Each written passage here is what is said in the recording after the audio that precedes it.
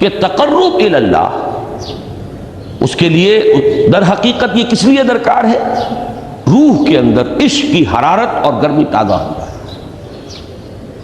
بسا اوقات یہ اندر دب جاتی ہے، جیسے انگارہ ہوتا ہے آگ کا، اس کے اوپر خاک اور راکھ آ جاتی ہے، اندر کچھ ہوتی ہے۔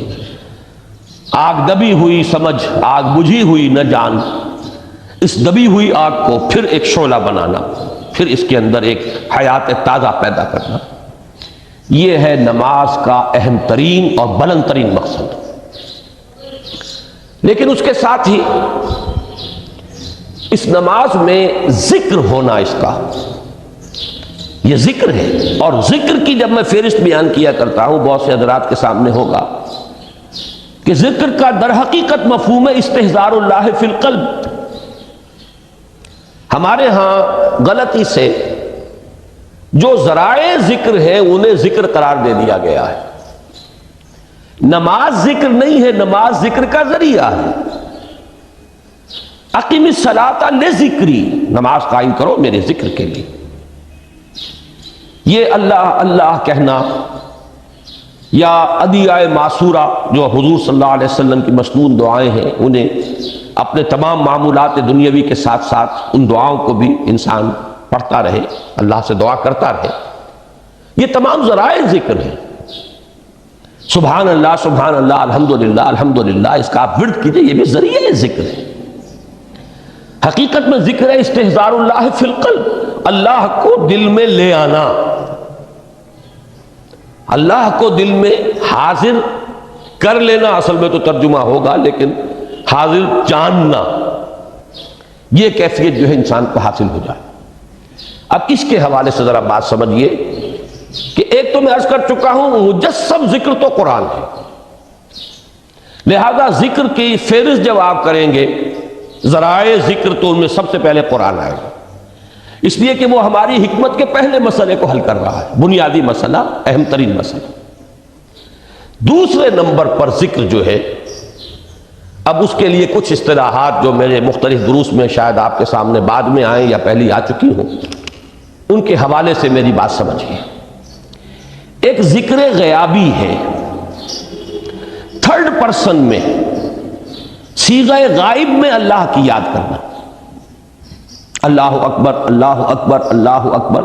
ابھی اللہ اکبر جو ہے یہ جملہ اسمیہ خبریہ ہے، ایک حقیقت کی تکرار آپ کر رہے ہیں، اللہ سب سے بڑا ہے، اللہ سب سے بڑا ہے، سبحان اللہ سبحان اللہ سبحان اللہ۔ یہ در حقیقت ذکر غیابی ہے کہ آپ اس میں مخاطب نہیں ہے اللہ سے،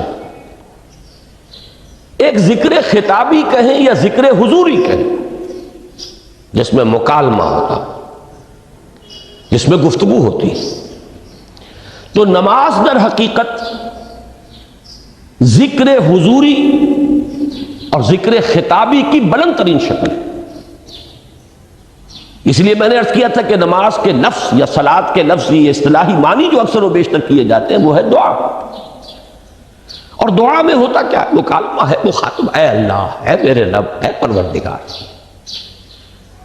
پھر یہ کہ اس میں اقدام اور کسی کی طرف متوجہ ہونا، یہی وجہ ہے کہ افتتاح صلاۃ، نماز کو شروع کرنے کے لیے ایک تو وہ الفاظ جو قرآن مجید میں آئے ہیں، انی وجہت وجہی للذی فطر السماوات والارض حنیفا وما انا من المشرکین، یہ ہے توجہ کا ارتکاز،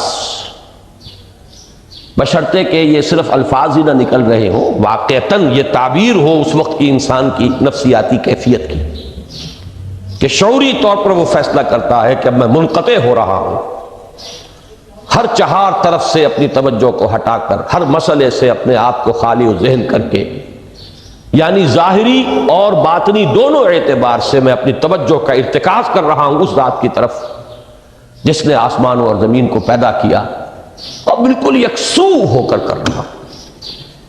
انی وجہت وجہی للذی فطر السماوات والارض حنیفا وما انا من المشرکین۔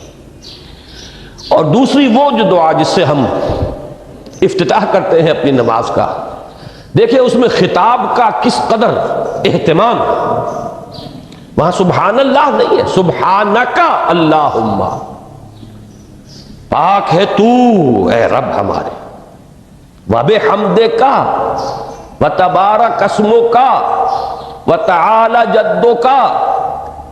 آپ غور کر رہے ہیں، یہ ہے تخاطب، براہ راست مخاطب ہونا ہو رہی ہے۔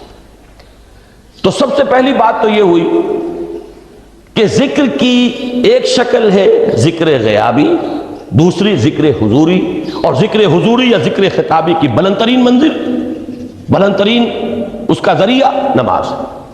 اس کو ایک پہلو سے اور سمجھ لیجئے، سورہ فاتحہ جب پھر ہم پڑھتے ہیں جسے الصلاۃ کہا گیا ہے، جو لب لباب ہے، خلاصہ ہے، اس میں پھر تدریجاً غیاب سے حضور کی طرف پیش قدمی ہوتی ہے۔ الحمدللہ رب العالمین الرحمن الرحیم مالک یوم الدین، یہ ذکر غیابی ہے، اس میں ابھی خطاب نہیں آیا، یہ وہی جملہ اسمیہ ہے، کل تعریف اس اللہ کے لیے ہے جو تمام جہانوں کا پروردگار ہے، مالک ہے، جو رحمان ہے، رحیم ہے، جزا و سزا کے دن کا مختار و مالک ہے۔ اب یہ غیاب سے حضور کی طرف، ایاک نعبد و ایاک نستعین اہدنا الصراط المستقیم، یہ ہے وہ۔ اب پہلے ایک معاہدہ ہے، ایک اقرار ہے، اعتراف ہے، وعدہ ہے، اور پھر دعا ہے، استدعا ہے کہ حضور نے فرمایا، یقول اللہ تعالی، اللہ یہ فرماتا ہے، اسی لیے اس کو حدیث قدسی کہیں گے، قسمت الصلاۃ بینی و بین عبدی نصفین، میں نے نماز کو اپنے اور اپنے بندے کے مابین آدھا آدھا تقسیم کر دیا ہے۔ اب یہاں تک تو جملہ ہے اللہ کا، یہ ہے حدیث قدسی۔ اب آگے جو ہے نریشن اس کی جو ہے حضور صلی اللہ علیہ وسلم کی جانب سے ہے، یعنی خبر دے رہے ہیں اللہ کی طرف سے ہی۔ ویسے تو تمام احادیث ہی گویا کہ ہم سمجھتے ہیں انسپائرڈ تو اللہ کی طرف سے ہی ہے، لیکن یہ کہ جہاں صراحت ہو کہ اللہ کہتا ہے وہ حدیث قدسی۔ تو یقول اللہ تعالی قسمت الصلاۃ بینی و بین عبدی نصفین، یہاں تک تو حدیث قدسی۔ اب دوسری عام حدیث ہے، اذا قال العبد الحمد للہ رب العالمین یقول اللہ تعالی حمدنی عبدی، جب بندہ کہتا ہے الحمدللہ رب العالمین، پروردگار کہتا ہے میرے بندے نے میری حمد کی۔ جب بندہ کہتا ہے الرحمن الرحیم، پروردگار فرماتا ہے ثنا علی عبدی، میرے بندے نے میری ثنا کی، بڑی تعریف کی۔ جب بندہ کہتا ہے مالک یوم الدین، اللہ فرماتا ہے مجدنی عبدی، میرے بندے نے میری بڑی بزرگی بیان کی ہے، تمجید کی ہے۔ پھر جب بندہ کہتا ہے ایاک نعبد و ایاک نستعین، اللہ فرماتا ہے ھذا ما بینی و بین عبدی ولعبدی ما سأل، یہ ہے میرے اور میرے بندے کے درمیان۔ یہ تو معاہدہ ہے نا، معاہدے میں تو دو فریق جکڑے جاتے ہیں، بند جاتے ہیں، یہ میرے اور میرے بندے کے درمیان ہے، اور میرے بندے نے جو طلب کیا میں نے دیا، اس لیے کہ اس میں طلب بھی تو ہے، ایاک نستعین، تیری مدد چاہتے ہیں، یہ طلب ہے، اسی کی شرح ہے جو اب آخری 3 آیتیں ہیں۔ پروردگار ہم تیری مدد چاہتے ہیں، پروردگار ہم تیری ہی بندگی کرتے ہیں اور کریں گے، اور تیری ہی مدد چاہتے ہیں، چاہیں گے۔ اگر حال میں اس کا ترجمہ کریں گے، زمانہ حال کے اعتبار سے، اس لیے کہ فعل مضارع میں تو دونوں موجود ہیں، شامل ہیں، تو یہ ایک اعتراف ہے، اظہار حال ہے۔ اللہ کرے کہ وہ واقعتاً صحیح اظہار حال ہو، ہم واقعی اللہ کی بندگی کرتے ہوئے یہ کہیں کہ ایاک نعبد، ورنہ اگر ہماری اصل صورتحال سے وہ مطابقت نہ رکھتا ہو تو پھر تو ایک طرح کا جھوٹ ہو جائے گا، غلط بیانی ہو جائے گی۔ ایاک نعبد، تیری ہی بندگی کرتے ہیں، اور مستقبل میں کیجئے، کریں گے، یہ ہے عہد، تیری ہی مدد چاہتے ہیں، تجھی سے مدد طلب کرتے ہیں، تجھی سے مدد چاہتے رہیں گے۔ اس کے لیے فرمایا وَلِعَبْدِ مَا سَأَلَ۔ اور پھر اس کے بعد وہ استدعا ہے اہدنا الصراط المستقیم صراط الذین انعمت علیہم غیر المغضوب علیہم ولا الضالین. اس حدیث میں اس کو ایک ہی جملے کو لیا گیا ہے، ایک ہی جملے کی حیثیت سے. جب بندہ یہ کہتا ہے تو اللہ فرماتا ہے ھذا لعبدی ولعبدی ما سأل، یہ خالص میرے بندے کے لیے ہے. اس بندے نے ایک درخواست پیش کی ہے اور میں نے گرانٹ کی، وہ اپلیکیشن، وہ ریکویسٹ گرانٹڈ ہم نے دے دی. ولعبدی ما سأل، یہ ہے اس کی تاثیر کا عالم،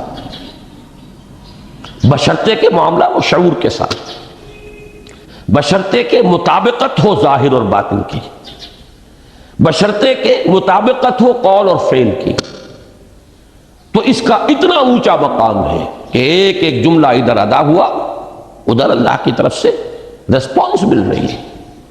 افلاک سے آتا ہے نالوں کا جواب، آخر اٹھتے ہیں حجاب، آخر کرتے ہیں خطاب، آخر